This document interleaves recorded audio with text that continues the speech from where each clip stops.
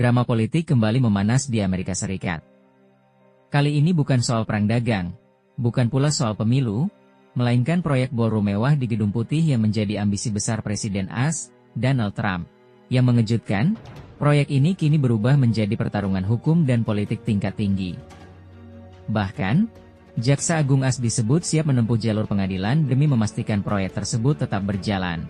Awalnya, proyek ballroom Gedung Putih ini dipromosikan sebagai bagian dari peningkatan keamanan Presiden pasca sejumlah insiden penembakan yang mengguncang Washington.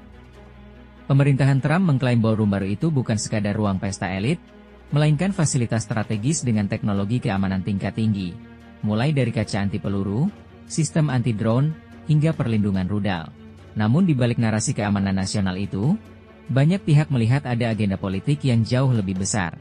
Karena faktanya, proyek ini mendapat penolakan keras dari Kongres Amerika Serikat, termasuk dari sebagian politisi Partai Republik sendiri.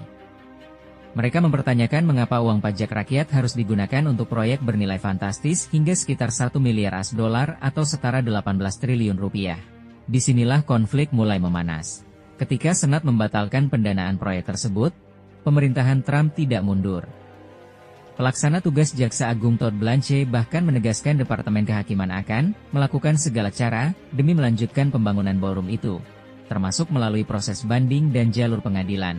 Banyak pengamat melihat langkah ini sebagai sinyal kuat bahwa Trump sedang menguji batas kekuasaan eksekutif di Amerika. Karena biasanya, proyek pembangunan federal sebesar ini harus mendapat persetujuan politik dari Kongres. Tetapi kali ini, pemerintah justru terlihat siap menggunakan tekanan hukum demi melawan lembaga legislatif. Ini bukan lagi sekadar pembangunan ballroom. Ini adalah simbol pertarungan kekuasaan antara Gedung Putih, Kongres, dan sistem hukum Amerika Serikat. Trump tampaknya ingin menunjukkan bahwa dirinya masih mampu mengendalikan arah politik Washington, bahkan ketika mendapat perlawanan dari oposisi maupun dari kubunya sendiri. Di sisi lain, Partai Demokrat menuding proyek ini sebagai bentuk pemborosan besar-besaran yang dibungkus atas nama keamanan nasional. Mereka menilai Trump sedang mencoba meninggalkan warisan politik mewah di Gedung Putih dengan menggunakan uang negara. Menariknya lagi, isu keamanan dijadikan senjata utama untuk membenarkan proyek tersebut. Setelah insiden penembakan di sekitar Gedung Putih, pemerintah langsung menggencarkan narasi bahwa ballroom ini penting demi keselamatan presiden dan tamu negara.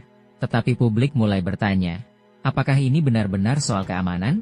Ataukah ini hanya strategi politik Trump untuk memperkuat citra kepemimpinannya menjelang pertarungan politik berikutnya?